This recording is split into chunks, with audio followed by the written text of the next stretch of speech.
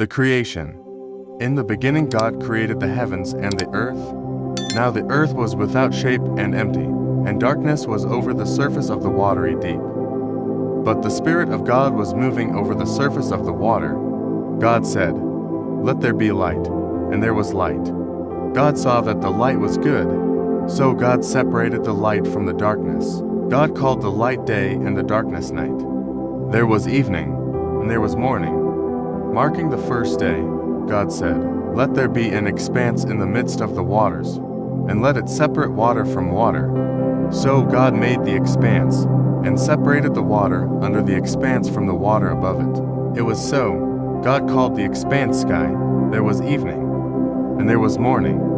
A second day, God said, "Let the water under the sky be gathered to one place, and let dry ground appear." It was so. God called the dry ground land and the gathered waters He called seas. God saw that it was good. God said, "Let the land produce vegetation plants yielding seeds, and trees on the land bearing fruit with seed in it, according to their kinds." It was so. The land produced vegetation plants yielding seeds, according to their kinds, and trees bearing fruit with seed in it according to their kinds. God saw that it was good. There was evening, and there was morning.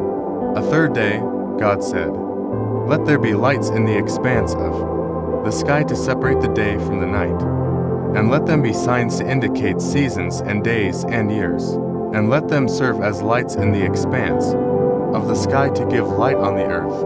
It was so. God made to great lights the greater light to rule over the day, and the lesser light to rule over the night. He made the stars also. God placed the lights in the expanse of the sky, to shine on the earth, to preside over the day and the night, and to separate the light from the darkness. God saw that it was good. There was evening, and there was morning.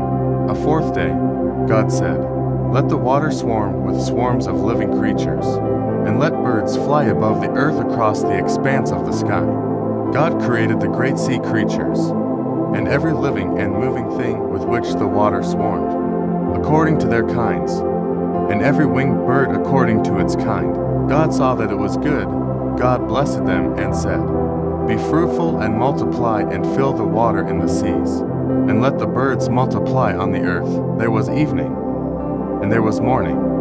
A fifth day, God said, "Let the land produce living creatures, according to their kinds, cattle, creeping things, and wild animals, each according to its kind." It was so. God made the wild animals according to their kinds, the cattle according to their kinds, and all the creatures that creep along the ground, according to their kinds. God saw that it was good. Then God said, "Let us make humankind in our image, after our likeness, so they may rule over the fish of the sea and the birds of the air, over the cattle, and over all the earth, and over all the creatures that move on the earth." God created humankind in His own image. In the image of God He created them.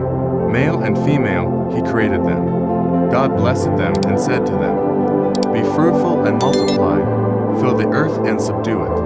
Rule over the fish of the sea, and the birds of the air, and every creature that moves on the ground." Then God said, "I now give you every seed-bearing plant on the face of the entire earth, and every tree that has fruit with seed in it. They will be yours for food, and to all the animals of the earth, and to every bird of the air, and to all the creatures that move on the ground, everything that has living breath in it, give every green plant for food." It was so. God saw all that He had ordained. It was very good. There was evening, and there was morning. The sixth day, the heavens and the earth were completed with everything that was in them. By the seventh day, God finished the work that He had been doing, and He ceased on the seventh day all the work that He had been doing. God blessed the seventh day and made it holy, because on it He ceased all the work that He had been doing in creation.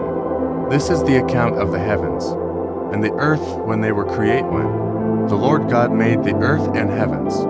Now no shrub of the field had yet grown on the earth, and no plant of the field had yet sprouted, for the Lord God had not caused it to rain on the earth, and there was no man to cultivate the ground. Springs would well up from the earth and water the whole surface of the ground.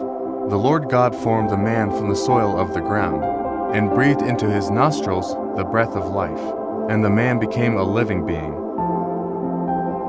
Thank you for watching. God bless you.